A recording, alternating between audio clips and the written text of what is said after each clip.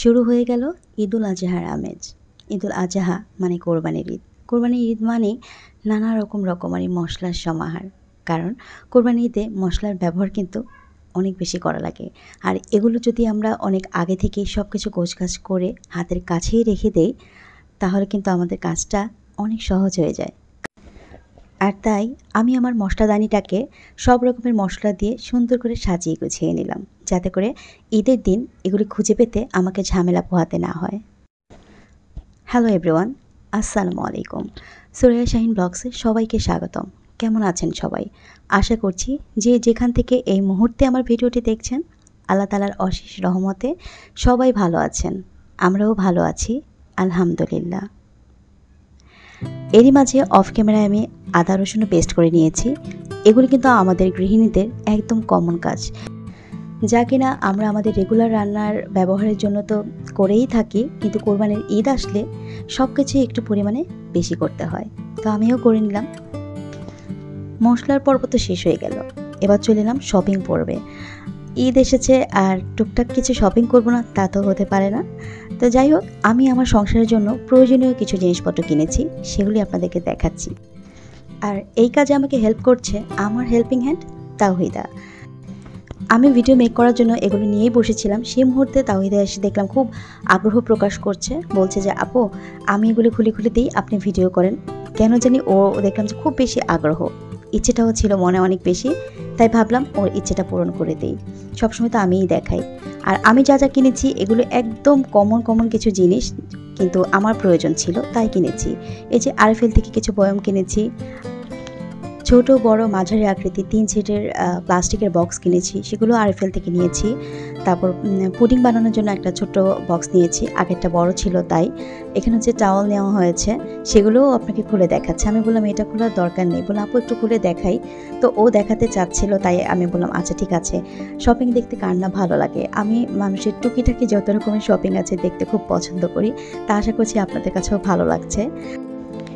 আর এগুলি হচ্ছে আমি কিছু বেকারি আইটেম করার জন্য কিনেছি, যেমন এটা হচ্ছে একটা পিৎজা ট্রে, সেই সাথে আমি পাউন্ড কেক এবং কাপ কেক বানানোর জন্য নিয়ে নিয়েছি 2টা মোল্ড, মানে কাপ কেকের নিয়েছি 2টা আর পাউন্ড কেকের একটা, 3টা মোট। এখানে সিলিকনের একটা স্পুন নিয়েছি, সিলিকনের ব্রাশ নিয়েছি, একটা নাইফ নিয়েছি একটা ছোট সাইজের, আর বিভিন্ন রকমের জিনিস নিয়েছি। আর সব আপনারা চিনেন, এক নজর দেখলেই বুঝতে পারবেন। তো যাই হোক, ও কিন্তু খুবই আনন্দের সাথে এগুলো গুছিয়ে রাখছে। আর এমনিতেও এই মেয়েটা খুব হাসি খুশি, কখনো মুখ কালো করে না, খুবই ভালো। এই জন্য আমার কাছে ওকে খুব ভালো লাগে। আর এখন বের করছি আমি ছোট্ট একটা ফ্রাই প্যান। তো এটা তো ফ্রাই প্যানই বলে, আই থিঙ্ক ফ্রাই প্যানই তো হবে। তো আমার সব হচ্ছে বড় এর জন্য একটু ছোট সাইজের নিয়েছি। ছোট জিনিসগুলি কিন্তু এমনিতে অনেক কিউট লাগে, তাই না? তো এটার সাথে একটা কাঠের একটা চামচও আছে। তো ও যখন এগুলি বের করে দিচ্ছিল খুবই খুশি হচ্ছিল আর কি। আর এখানে হচ্ছে আমার ঘরের টুকিটাকি কিছু বাজার সদাইও আছে। আমি আমার ঘরে সব কিছু চেক করে দেখলাম যে কি কম আছে বা কি বেশি আছে। তো যেটা কম আছে সেটা একটু বাড়তি এনেছি, আর যেটা বেশি আছে সেটা একটু কম এনেছি, মিলিয়ে ঝিলিয়ে সব কিছু নিয়ে এসেছি। আর অবশ্যই আমি আমার প্রয়োজনীয় জিনিসগুলি এনেছি, অপ্রয়োজনীয় কোনো কিছুই আমি আনিনি যেটা শুধু আমার ফেলে রাখতে হয়, এমন কিছুই আমি আনিনি। যারা কষ্ট করে এই পর্যন্ত আমার ভিডিওটি দেখেছেন, যদি আমার চ্যানেলের ভিডিও আপনাদের কাছে ভালো লেগে থাকে, তাহলে আমার চ্যানেলটি অবশ্যই সাবস্ক্রাইব করে দেবেন। আর সাবস্ক্রাইব করার পরে পাশে থাকা বেল আইকনটি ক্লিক করে অল বাটনটি প্রেস করে রাখবেন, যাতে করে আমি পরবর্তীতে নতুন যত ভিডিও দিব সবগুলো ভিডিওর নোটিফিকেশন আপনারা খুব সহজেই পেয়ে যান। আর যারা ইতিমধ্যে এই কাজটি করে ফেলেছেন তাদেরকে জানাচ্ছি অসংখ্য ধন্যবাদ। তো এরই মাঝে এই প্যাকেটটা খুলে মেহেদি বের করেছে। আমি বললাম মেহেদি লাগাও নাকি? বললো আমার অনেক পছন্দ আপু। আমি যখন মেহেদি কিনেছিলাম তখন আমি এটাই হিসেব করে কিনেছিলাম, একটা ওকে দিব, একটা আমি নিব, আর একটা আমার ছোট একটা বোন আছে ওকে দিব। আমি যদিও মেহেদি এত বেশি লাগাই না, আমার অ্যালার্জির প্রবলেম হয়, কিন্তু ও কিন্তু অনেক খুশি হয়েছে। দেখতেই পাচ্ছেন ওর খুশি মুখটা, এটা দেখেই বোঝা যাচ্ছে। আর এগুলো হচ্ছে ফ্লেক্সিবল ওয়াল হুক। তো ও তো চলে গিয়েছে, আর এই যেখানে সব গোছানো আছে, একটা ঝলক আপনারা একটু দেখে নেন। তো এই মাঝে বেশ কিছুটা সময় পার হয়ে গিয়েছে। আমি কিন্তু একদম বিকেল 4:30 থেকে ভিডিওটি আবার শুরু করেছি। সব সময় তো রান্নাবাড়া আপনাদের সাথে শেয়ার করি, আজকে আর তা করলাম না, যেহেতু ঈদুল আজহার আমেজ শুরু হয়ে গিয়েছে।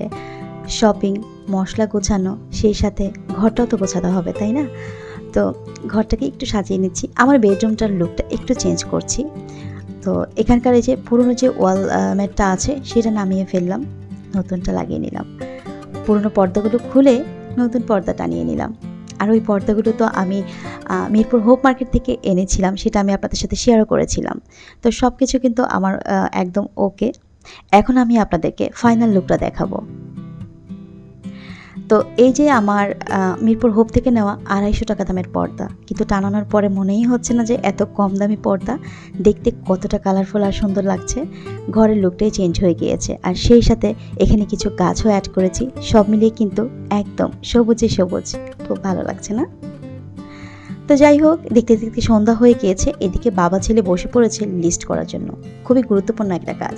যে কোনো কাজের যদি লিস্ট করা থাকে তাহলে কিন্তু সেই কাজটা আমাদের জন্য অনেক বেশি সহজ হয়ে যায়। লিস্ট দেখে দেখে করে ফেলা যায়। আর কোরবানি ঈদের সময় যদি এরকম লিস্ট করে রাখা যায় তাহলে কিন্তু প্যাকেটিংয়ের কাজটা খুব ইজি হয়ে যায়। আর আমার ছোট ছেলে, ও কিন্তু বাঁ হাতে লিখে, বেশিরভাগ কাজও বাঁ হাতে করে। আমিও, আমরা দুজনই বাঁ হাতি। ডান হাতে আমাদের কাজ খুব কম ওঠে, বাঁ হাতেই বেশি আমরা করি, ডান হাতে আমাদের শক্তি কম। তো যাই হোক, ওরা তো চলে গিয়েছে তিনজনই। আর আমি সন্ধ্যায় একটু নাস্তা নিয়ে নিয়েছি, রং চা আর হচ্ছে 2 পিস বাকরখানি। আমার কাছে বাকরখানি খেতে কিন্তু খুব ভালো লাগে, যদিও এটা দুধ চার সাথে যায়, কিন্তু আমি তো রং চাই খাবো। ঠিক রাত 9টায় হঠাৎ উনি আমাকে ফোন দিয়ে বললো, একটু বাসার নিচে আসো তো, একটু কাজ আছে। আমি নিচে আসলাম। এসে তো আমি যেটা ভাবিনি সেটাই হয়েছে। আমি তো অবাক, খাসি একটা নিয়ে চলে এসেছে। তা আমি বললাম যে কী ব্যাপার, খাসি যে নিয়ে আসলে? তো বললো হ্যাঁ নিয়ে আসছি, পছন্দ হয়েছে, আমাদের এলাকায় ওই সামনে বিক্রি করছিল তাই নিয়ে এসেছি। ইরফানও পছন্দ করছিল। তো আমি বললাম তাহলে, মনে প্রশ্ন ঘুরছিল তাহলে গরু কবে আসবে। এখানে সবাই সবসময় গরু বাঁধা দেখে অভ্যস্ত, আজকে সবাই খাসি দেখে কিছুটা চমকেছে আমার মতোই। তো ওই লোকটা হচ্ছে গিয়ে যে এটাকে বেঁধে রাখছে, ওটা পাগলামো করছিল। কোরবানির পশু যেহেতু এসেছে, ওকে তো একটু আদর যত্ন করতেই হবে। তো আমরা হচ্ছে গিয়ে ওকে আদর যত্নর ব্যবস্থা করলাম। এই যে খাবার দাবার নিয়ে আসা হয়েছে, আমার ছোটো ছেলে ওকে খাওয়াচ্ছে। আর আমার মাথায় শুধু ঘুরছে খাসি কেন, গরু কোথায়, খাসি কেন। তো যাই হোক, ওনাকে আমি জিজ্ঞেস করলাম যে কি ব্যাপার, এবছর কি আমরা গরু কিনছি না তাহলে? তো উনি আমাকে একটা উত্তর দিল, দেখা যাক।